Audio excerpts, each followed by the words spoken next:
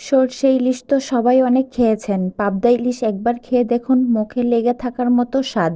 আসসালামু আলাইকুম, কেমন আছেন সবাই? এই তো আমি অনেক দিন পর চলে আসলাম একটা লং ভিডিও নিয়ে। আজ আমি রান্না করব সরষে পাবদা। এর জন্য প্রথমে আমার পাবদা মাছগুলো তেলে হালকা করে ভেজে নিতে হবে। যেহেতু পাবদা মাছ না ভাজলে পাবদা মাছগুলো ভেজে যাবে। পাবদা মাছ অনেক নরম থাকে, তাই কয়েক মিনিট আমি পাবদা মাছগুলো ভেজে নিলাম। তারপর একটা প্যানের মধ্যে দিয়ে দিব সরিষার তেল। তেলের পরিমাণটা একটু বেশি দিব। তারপর দিয়ে দিব পেঁয়াজ বাটা।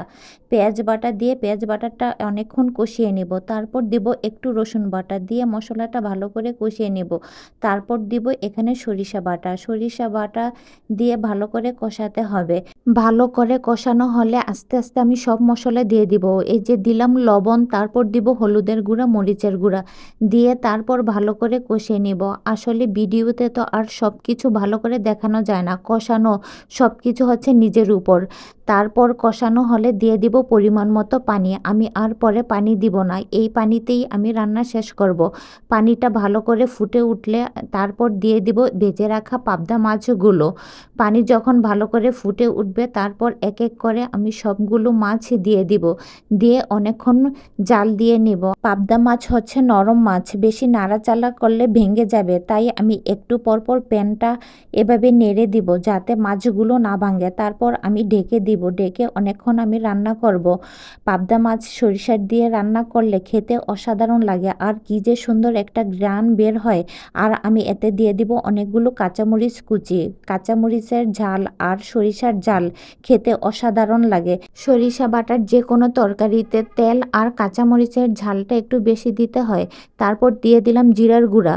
তারপর যখন হয়ে আসে তখন দিয়ে দিব সরিষার তেল। কাঁচা সরিষার তেলের এই ফ্লেভারটা হচ্ছে এই রান্নার সবচেয়ে মূল আকর্ষণ। এই তেলের ঘ্রাণটা খেতে অসাধারণ লাগে।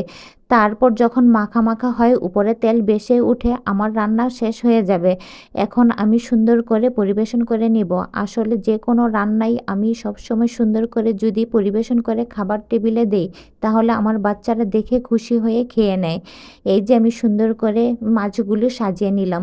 যারা এখনও সরিষা বাটা দিয়ে পাবদা মাছ খান নাই, তারা একবার খেয়ে দেখবেন, মুখে লেগে থাকার মতো একটা স্বাদ। অসাধারণ লাগে। আর যখন সর্দি কাশি জ্বর থাকে তখন যদি এই রান্নাটা খাবার টেবিলে থাকে তখন তো অনায়াসে খাওয়া যাবে। মুখের রুচি বেড়ে যাবে, স্বাদ বেড়ে যাবে। এই যে দেখতে যেমন লোভনীয় হয়েছে আমার সর্ষে পাবদা, খেতেও কিন্তু অনেক স্বাদ হয়েছে। একবার সবাই এই রেসিপিটা ট্রাই করে জানাবেন কেমন হলো।